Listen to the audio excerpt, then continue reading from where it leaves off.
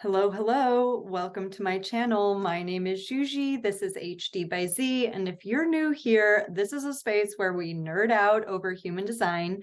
I talk mostly about relationships, about the system itself, and occasionally I interview people that I've worked with.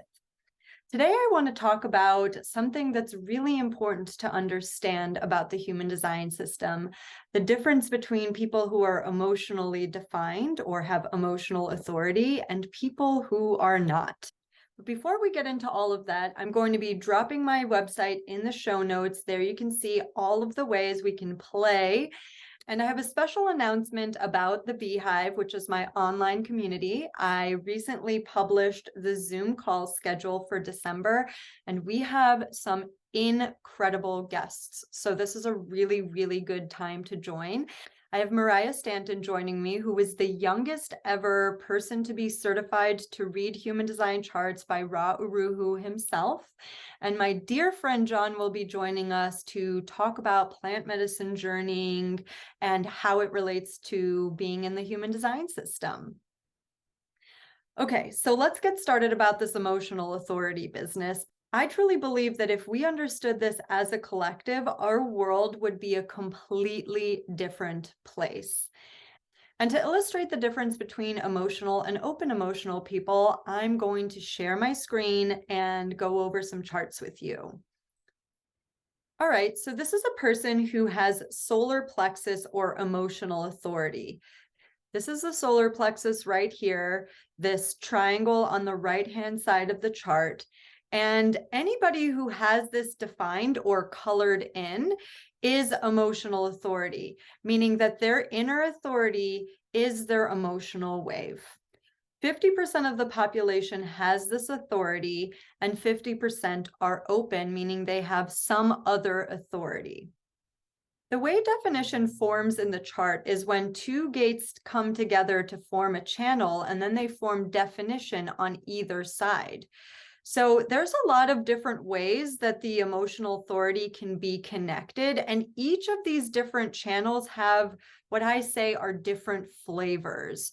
So even though somebody has emotional authority, not all emotional authorities are the same. But what they do have in common is that they all put out a wave frequency. This wave frequency goes up and down, and we call it the hope to pain wave. See, the mind tries to understand emotionality because that's what the mind does. It tries to figure out why we feel the way that we do.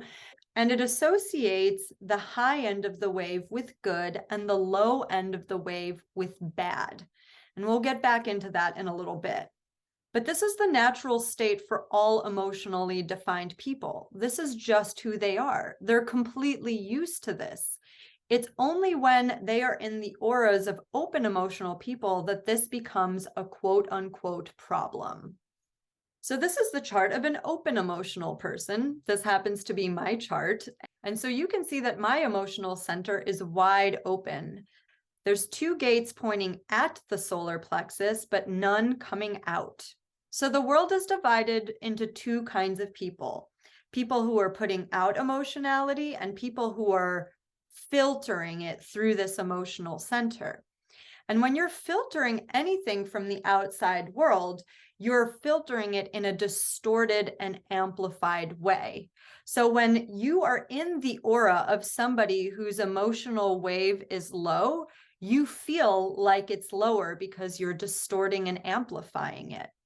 What people with open emotional systems are here to understand is that emotions don't belong to them, and they are not here to make decisions based on their emotions because it's not consistent and reliable in them. Anywhere that you're open in your chart is not consistent in you, and that especially goes for the emotional system. So why am I talking about this? Well, I've done a lot of analysis for celebrities recently where one person is open emotional and the other is defined. And this is usually what initially attracts two people to one another, because the people who are open emotionally are attracted to that juicy, deep, emotional, desire-filled expression. And the emotionally defined people are really attracted to the light and carefree quality of these open emotional beings. It's not until later down the line in the relationship that this can get really sticky. For one thing, when somebody is the emotional authority in the relationship, the emotions are the authority of the relationship, meaning whoever is putting out this emotional frequency, the person who needs to wait for emotional clarity to make a decision is the person who both of them have to wait for. The person who is open emotional may have a much faster process, but it doesn't matter how fast they can make a decision, they still have to wait for their partner. Otherwise, they're going to meet a lot of resistance from the person that they're in a relationship with. When a person who has emotional authority, it feels like they're being rushed, their nervous system gets all out of whack. It feels really uncomfortable to try and force that wave, to force clarity, to force a decision. So it's really important to understand this between two people. And imagine how different the world would be if we understood who needed more time to make a decision and who was able to make it very quickly. The other thing that sometimes gets uncomfortable between two people is that when somebody with a low emotional wave steps into the aura, the auric field of somebody with an open emotional system, they really feel that. They're like, oh man, you must be really having a hard time. What's wrong? How can I help you? This is uncomfortable for me because I'm open and I'm filtering this in a distorted and amplified way. How can I change your frequency so that I can be more comfortable?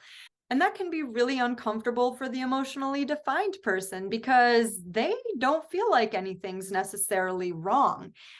In fact, the only reason the mind filters the emotional wave being low as bad is because they've always been told that it's bad by those who are open. Otherwise, their emotional expression is completely natural to them.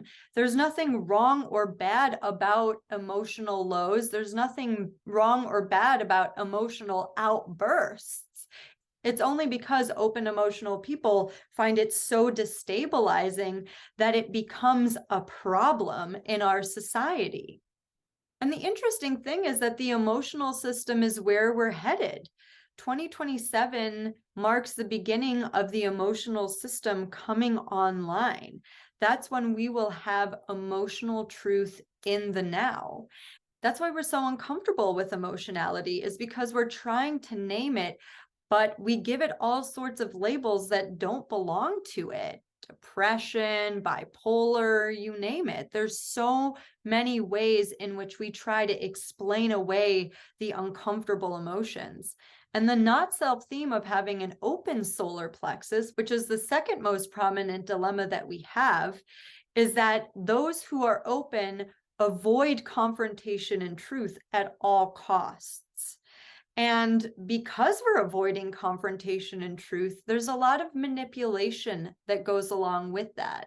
There's a lot of trying to control other people's actions, their perception of you. It's the mask that we all wear as open emotional beings.